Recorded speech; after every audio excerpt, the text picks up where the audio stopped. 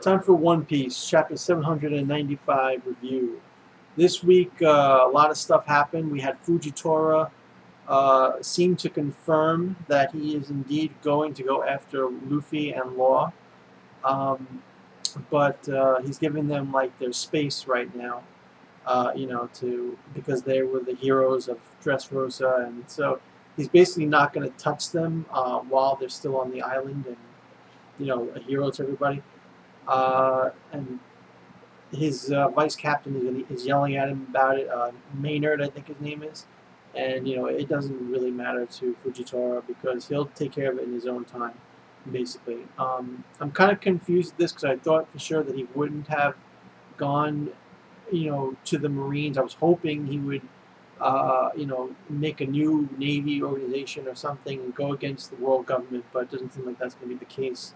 So we'll just have to see how it plays out. But it looks like Fujitora is indeed going to go after Luffy in his own time when he feels like that the time is right. So, and then aside from that, we got Rebecca talking to her grandfather, who flat out tells her, "Are you ready to be a princess?" So Rebecca's kind of shocked because she was looking for Luffy and friends, and her father couldn't find them. And King's like, "Nah, they'll be back. Don't worry. They'll probably be back tomorrow. But in the meantime, are you ready to become a princess? Because if I go back to the throne, that's where you're going to be." And we get a great reunion of old characters we haven't seen in a long time: Sanji, Chopper, and Nami, and Brooke, and even Caesar. They all escaped from Big Mom, apparently, which is disappointing because I really wanted to see what happened with Big Mom, how they escaped. So maybe Oda's going to reserve that for a flashback. And Nami saves them. She saves, this is Guy. I don't know who this guy is, and I don't know who this girl is. There's this guy and this girl, and apparently they're all on this island now. Nami, Caesar, and Chopper, and Brooke. They're on this island, and Sanji. And on this island, there's like these guardians. It looks like a male guardian, a female guardian. One of them is called Sheep's Head, or Sheep's Head. I don't know what it was called.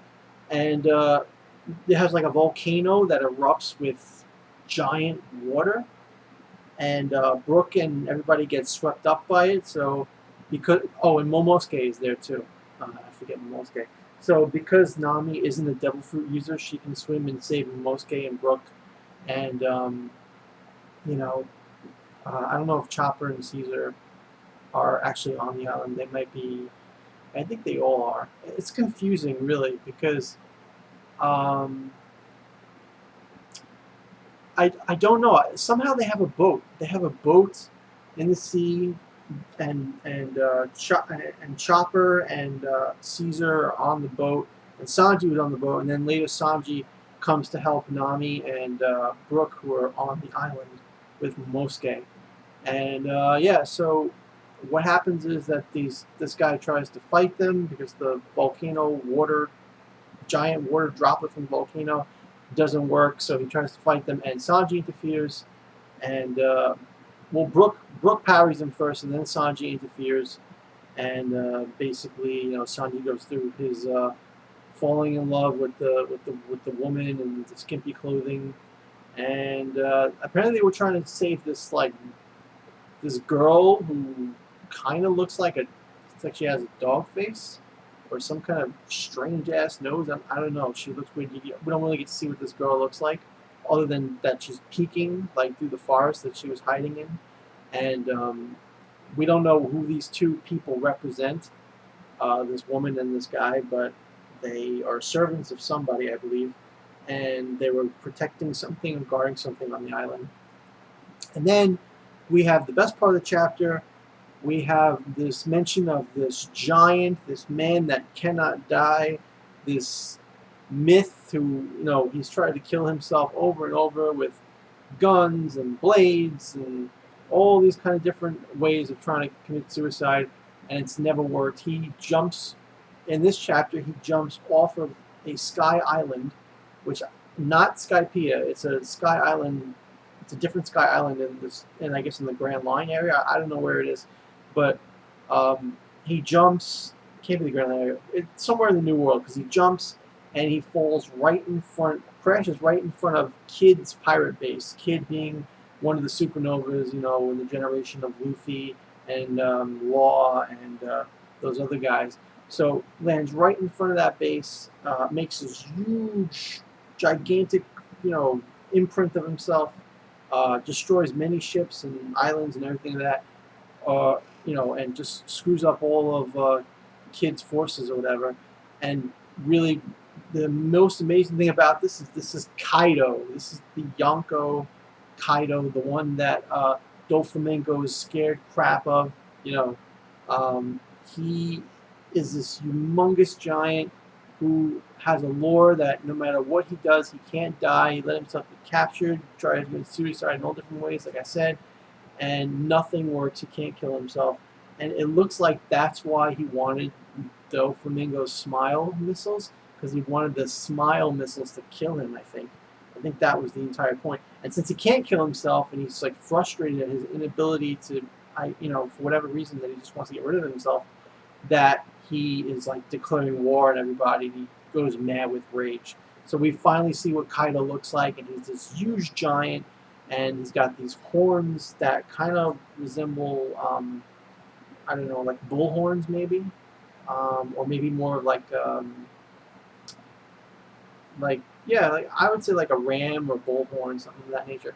And he just looks really badass and really strong. And for some reason now we've got Kid and those other Nova pirates, and you know I forget what they're called, the Novas, the Supernovas, whatever they're called, the new generation of pirates. You know, they're teamed up, and they are staring Kaido right in the face, and he looks like a monster. He's got those chained bracelets, you know, bracelets, like I don't know what you would call it, like chain. I guess you would technically call it a bracelet, but you know, it's like a chain link and then like spikes on it, or a clamp and spikes on it, whatever.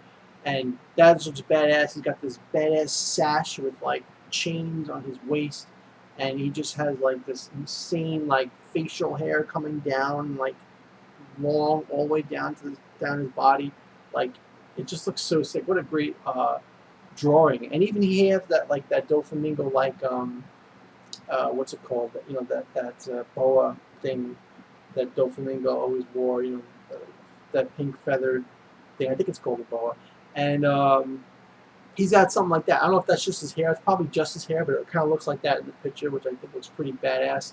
It looks like he's got a big ass tattoo on his pec going down his arm, and has a skull over here. So he looks completely badass. He looks like almost like the devil with his horns, and you know the way he looks down and the way he's gigantic, and it's just really intimidating. So awesome chapter by Oda to show us Kaido, and wonder how the New Age Pirates guys are going to deal with him, because their plan was to go after Shanks, and now they can't because Kaido is right in front of them.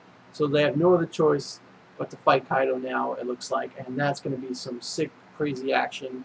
Can't wait for that. I think they're probably going to get sacrificed, in my opinion.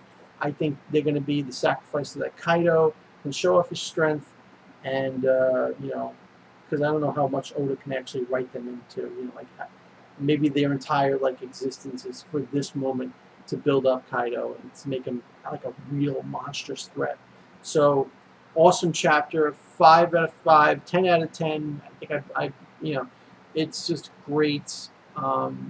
Please let me know what you think about this chapter in the comments below. Do you think Kaido looks like a freaking unbeatable monster?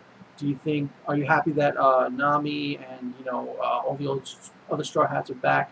Are you upset that we didn't see how they escaped from the mom ship?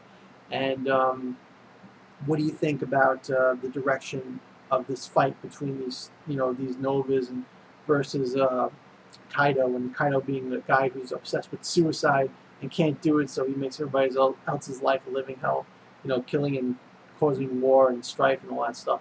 Tell me what you think about all that in the comments below. Please give me a thumbs up if you liked the video, and subscribe for more videos in the future. Thanks, and have a great day. Or night, technically.